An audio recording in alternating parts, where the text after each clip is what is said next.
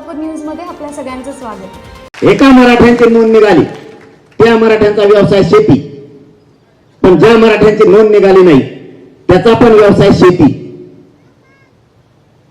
एकमेकाचा रोटीपिटी व्यवहार होतो, जरी नोंद निघाली नसली तरी त्याच नोंदीच्या आधारावर त्याच्या सगळ्या सोयऱ्यांना राज्यातल्या कुणबी प्रमाणपत्र द्यायचे।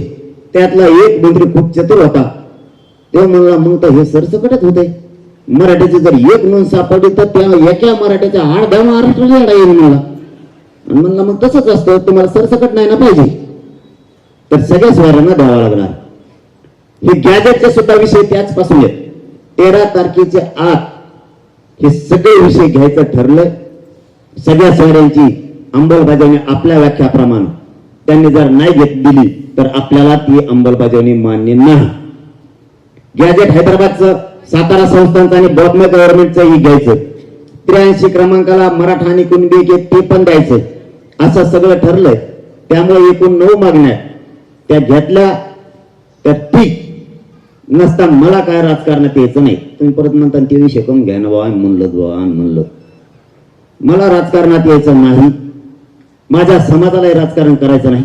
आमचा उद्देश फक्त एकच आहे, गोरगरीब मराठ्यांना त्याचं हक्काचं आरक्षण मिळवून देऊन गोरगरिबांच्या लेकराच्या अंगावर वर्दी चढलेला आम्हाला बघायचंय त्या आरक्षणातून। एवढं स्वप्न आमचं, राजकारण आमचं स्वप्न नाही। आणि जर करा बाबा तुम्ही 13 पर्यंत नाही दिलं आणि मग मी जर उतरलो तर आपला कचका तसा असतो पाडा म्हणायला मग मी ढिलं पडत नाही। आणि मग इतके पाडी 288तलं एकच येऊन देणार, कारण मला त्याच्यात जायचं नाही। माझ्या जातीला मला न्याय द्यायचा आहे। आणखीन राजकारणाकडे मी 13 तारखेत नसल्यामुळं मी आज काही शब्द कोणता देऊ शकत नाही, कारण मी धोका कधी देत नाही। कारण आपण जर एकदा ठरवलं तर आपण दिलेला शब्द मागं सरकीत नाहीत आणि मागं फिरत नाहीत। त्यामुळे 13 तारखेपर्यंत सरकार काय करतंय, मराठ्यांना न्याय देतंय की नाही हे बघणं गरजेचं आहे।